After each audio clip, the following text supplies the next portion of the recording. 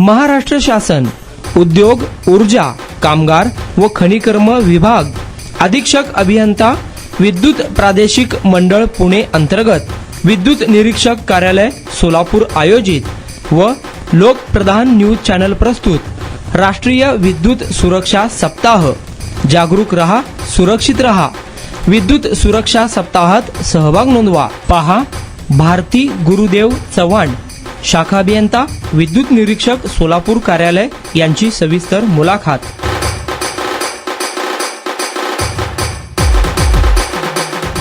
काय सांगाल, कारण भारत हा कृषीप्रधान देश आहे, शेतीवरच आपलं सगळं उत्पन्न सुरू असतं आणि शेतीद्वारे विविध प्रक्रिया सुरू असते आणि आपण खास करून आपल्या सोलापूर जिल्ह्यात देखील शेतीपंप वापरताना अनेक अपघात झाल्याचे आपण ऐकतो। शेतीपंप वापरताना खास करून शेतकऱ्यांनी कोणती काळजी घेतली, काय सांगाल?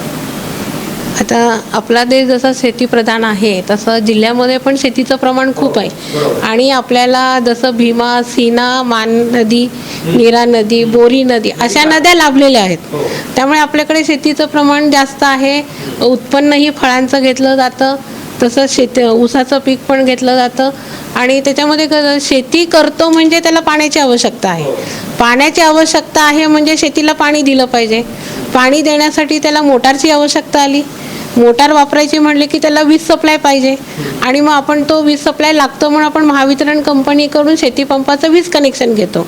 पण हे वीज कनेक्शन कसं आहे की आपल्याकडे कुणी तलावातनं पाणी उपसा करतं, कुणी नदीमधून घेतं, कुणी बोरमधून घेतं किंवा विहिरीमधून घेतं। म्हणजे अशा वेगवेगळ्या पाणी उपसा करण्याचे जे प्रकार आहेत तर त्याच्यामध्ये कसं तलावामध्ये मोटार टाकली जाते किंवा नदीच्या पाण्यामध्ये टाकली जाते, विहिरीमध्ये सुद्धा आत ओपन वेल बोरची मोटार असते, बोरमध्ये असते।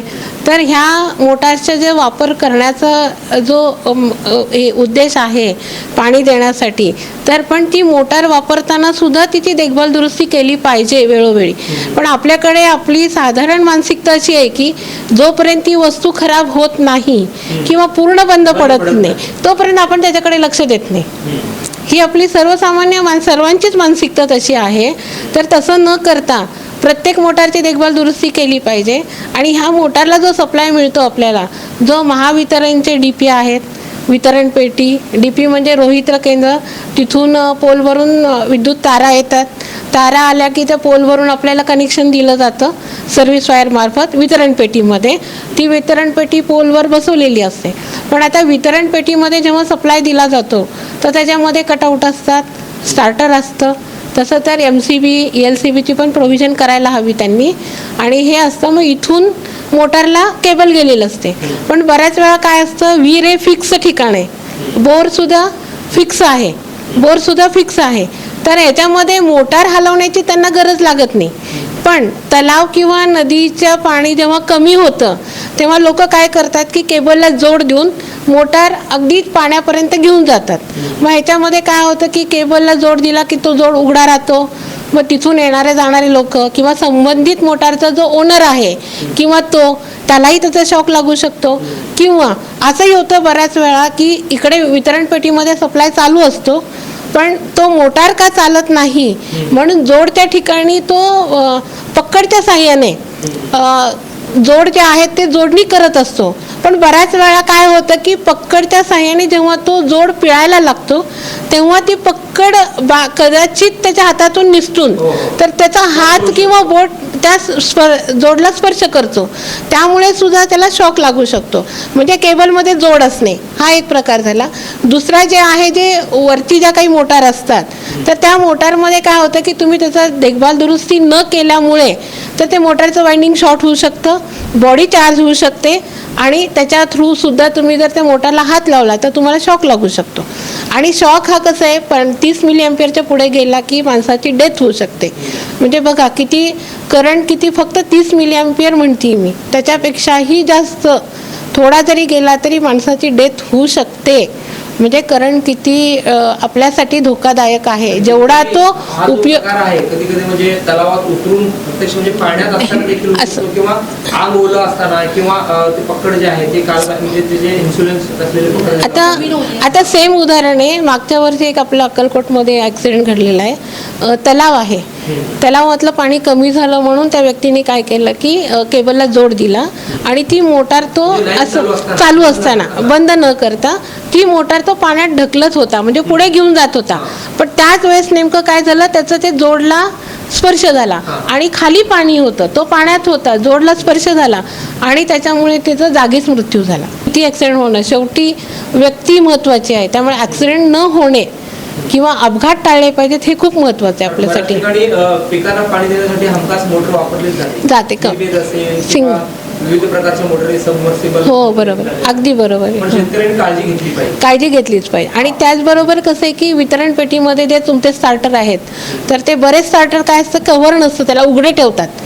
आणि त्याच्यामुळे काय होतं की जर स्टार्टर मला चालू करायचं असेल तर मी काय करते, काठीने साह्याने स्टार्टर चालू करायला जाते. सेम मग काय होतं की काठी स्लिप झाली किंवा चुकून जास्त प्रेस झालं तर बोट हे त्या लाईव्ह पार्टला लागू शकतं आणि त्याच्यामुळे सुद्धा अपघात झालेले आहेत.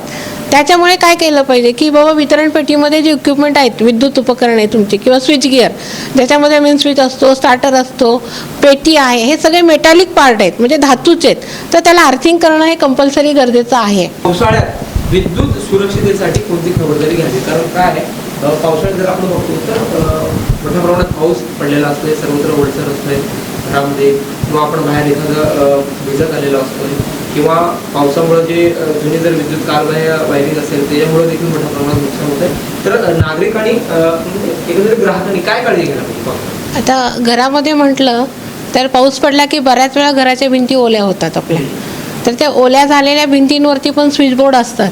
तर असे स्विचबोर्ड हाताळू नका. भिंत जर तुमची ओली असेल तर स्विचबोर्डवरती स्विच ऑन ऑफ करणे टाळावे. आणि दुसरी गोष्ट, शेतामध्ये जर म्हटलं आपण की पाऊस पडला आहे त्यावेळेस पावसामुळे पण तिथली घरं कशी असतात, शेतातली नॉर्मली पत्र्याचे शेड असतात, तर या पत्र्याच्या शेडमधून सुद्धा जी केलेली वायरिंग असते ती त्यांची तात्पुरत्या स्वरूपाची असते. त्यामुळे बऱ्याच वेळा काय होतं की पत्रा ओला झाल्यामुळे आणि वायरिंगचं इन्सुलेशन निघाल्यामुळे सुद्धा पत्रा चार्ज होऊन पूर्ण शेड चार्ज होऊ शकतं आणि कोणालाही शॉक लागू शकतो, म्हणजे प्राण्यांनाही लागू शकतो किंवा व्यक्तीलाही लागू शकतो. त्यामुळे शक्यतो काय आहे की पावसाळ्यामध्ये जिथे ओल आहे अशा ठिकाणची उपकरणं वापरणे किंवा ऑन ऑफ करणे हे शक्यतो त्यांनी टाळावेत. आणि तसं पाहिलं तर शेतीमध्ये जेव्हा आता वादळी वारं किंवा पावसाळा येतो, पाऊस पडतो, त्यावेळेस बऱ्याच वेळा काय होतं की कंडक्टर महावितरणची जी तार आहे ती तुटून पडते. त्याच्यामुळे काय होतं की ती तुटून कुठे शेतात पडते. शेतात पडल्यानंतर ती शक्यतो केळीची बाग असेल, ऊसाचं पीक असेल तर ती त्यात पडलेली लवकर लक्षात येत नाही. मग काम करणाऱ्या व्यक्तीचं लक्ष नसतं, तो इकडे तिकडे बघत नाही, तो आपलं काम करत जातो, त्याला माहिती पडत नाही की इथे तार तुटलेली आहे. मग त्याचा त्या तारेला स्पर्श होतो आणि तिथे पण प्राणांतिक अपघात होऊ शकतो त्याला. तर असं 1-2 ठिकाणी झालेलं आहे. तर आत्ता रिसेंटचीच केस आहे, ते एक तार केळीच्या बागेत तुटून पडली होती. तो व्यक्ती केळीची छोटी जी झाडं असतात ज्याला पिल्लं म्हणतात, तर तो बसून असा कट करत करत करत पुढे चाललाय, पण त्याच्या लक्षात आलं नाही की कंडक्टर तुटलेला आहे, तार तुटलेली आहे. तर त्याचा स्पर्श त्याला झाला आणि आदल्या दिवशी पाऊस झाल्यामुळे जमीन ओली होती, तो जागीच त्याचा मृत्यू झाला. आणि दुसरी केस एक अशी आहे की ती ऊसाच्या पिकामध्ये ती तार तुटून पडली, त्यांच्या लक्षात नाही आलं.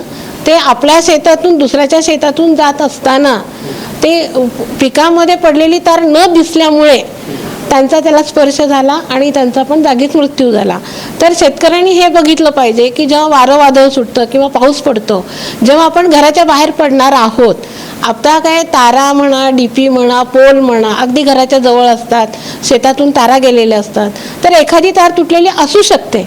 तर निघताना बाहेर पडताना त्यांनी जागरूकतेने बघितलं पाहिजे की बाबा कुठे तार तुटली आहे का, कुठे पोल पडला आहे का, किंवा कुठली वायर खाली निसटून आली आहे का, ही सगळी दक्षता घेऊनच त्यांनी शेतीतली कामे करावीत. पण पावसाळ्यात म्हणा किंवा घरात म्हणा, पावसाळ्यात जर समजा एखाद्याला करंट लागला, शेतात करंट लागला, प्रथमोपचार काय आहेत का त्या प्रथमोपचारामुळे त्याचा जीव वाचू शकतो किंवा जी हानी आहे ती आपण रोखू शकतो? सर्वप्रथम काय केलं पाहिजे की एखाद्या व्यक्तीला घरात किंवा बाहेर शेतात शॉक लागला असेल तर आपण त्याला स्पर्श करायचा नाही. सर्वप्रथम वीज सप्लाय जो आहे किंवा वीज पुरवठा जो आहे तो बंद केला पाहिजे आणि त्या व्यक्तीला डायरेक्ट हात न लावता वीज पुरवठा बंद केल्यावर देखील हात न लावता काठीच्या साह्याने म्हणा किंवा दोरीच्या साह्याने म्हणा किंवा कॉटनची साडी म्हणा किंवा कपडा कॉटनचा त्याच्या साह्याने त्याला बाजूला केलं पाहिजे सगळ्यात महत्त्वाचं. त्याच्यानंतर त्याला प्राथमिक उपचार देण्यासाठी जितक्या लवकर आपल्याला हॉस्पिटलमध्ये जाता येईल इतक्या लवकर त्याला हॉस्पिटलमध्ये घेऊन गेलं पाहिजे. कारण आपल्याला कसं आहे की त्या व्यक्तीला शॉक लागला आहे पण तो आहे का गेला आहे हे आपल्या लक्षात येत नाही. त्यामुळे जेवढं लवकर त्याला वैद्यकीय उपचार दिला जाईल तेवढं ते आपल्यासाठी चांगलं राहतं.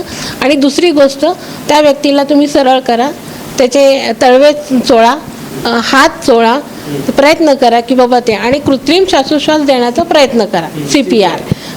पण ते पण कसं ज्याला माहीत आहे जो ज्ञात आहे CPR कसं दिलं जातं अशा व्यक्तीने दिलं तर ते जास्त बेटर राहतं. म्हणजे तोपर्यंत त्याचा तो जीव वाचू शकतो त्या व्यक्तीचा.